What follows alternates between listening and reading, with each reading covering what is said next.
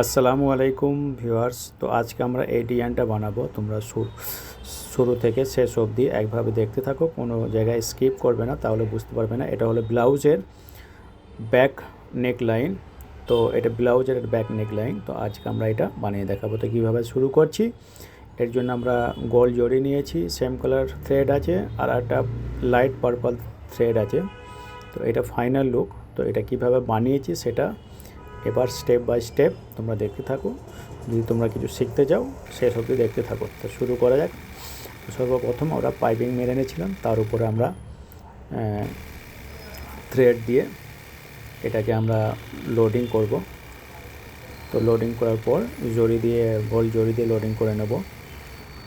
তো ঠিক এইভাবে দেখতে লাগবে। ঠিক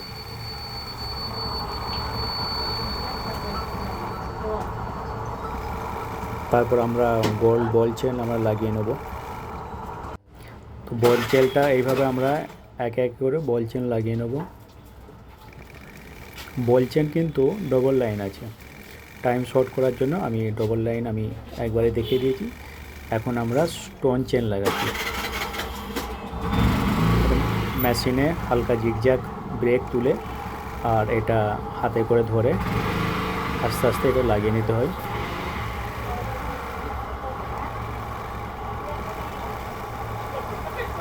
এবার আমরা গোল্ড কালার জড়ি দিয়ে স্ক্লাবগুলোকে বানিয়ে নেব, খুব সুন্দর করে বানিয়ে নেব। রেড ফ্যাব্রিক কিনা, তো তার উপরে এই গোল্ড কালার দেখতে খুব ভালো। তো তোমরা যারা নতুন যারা এসেছো অবশ্যই আমার এই পেজটা ফলো করে নাও, আর যারা ইউটিউব থেকে দেখছো তো সবাই সাবস্ক্রাইব করে নাও।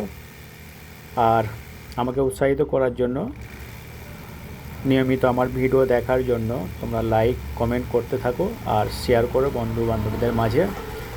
লাইক না করলে, কমেন্ট না করলে আর ফলো না করলে তাহলে কিন্তু ফেসবুক তোমাদেরকে নেক্সট টাইম রেকমেন্ড করবে না এই ভিডিওগুলো। শুধু আমার না, আরও যদি অন্য কারোর ভিডিও দেখো। তো ঠিক এইভাবে আমরা থ্রেড দিয়ে এবার আমার কাজ শুরু করলাম। তো স্ক্লাবগুলো ওইভাবে বানিয়ে নিয়েছিলাম, ভেতরে ওই বরফিগুলো একটা ছেড়ে একটা করে পাত্তি আমরা বানাবো।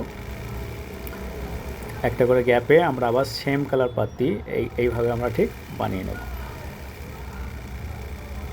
আশা করছি তোমাদের মানে খুব ইজি করে আমি ভিডিওটা আমি বানিয়ে এবং বোঝাবার চেষ্টা করছি। আশা করছি তোমাদের খুব সহজেই বুঝে আসবে। আর এরপরেও যদি কোনো রকম কোনো কিছু বুঝে যদি না আসে তাহলে অবশ্যই আমাকে কমেন্ট করে জানিও। তো জড়ি দিয়ে প্রত্যেকটা পাত্রের গায়ে 2 নম্বর ব্রেক দিয়ে আমরা কি করব না আউটিং করে দেবো। আউটিং করে দিয়ে তার বীজখানে একটা করে এইরকম একটা বাদাম পাত্তি মতো একটা স্টাইলের বানিয়ে দেবো। তাহলে কি হবে, এতে সুন্দর আরও লুকটা আরও সুন্দর লাগবে। তো এখনও তো ভিডিওটা ধৈর্য সহকারে দেখার জন্য অনেক ধন্যবাদ। আগামীতে আবার নতুন ভিডিও নিয়ে দেখা হবে। সবাই ভালো থাকো, সুস্থ থাকো।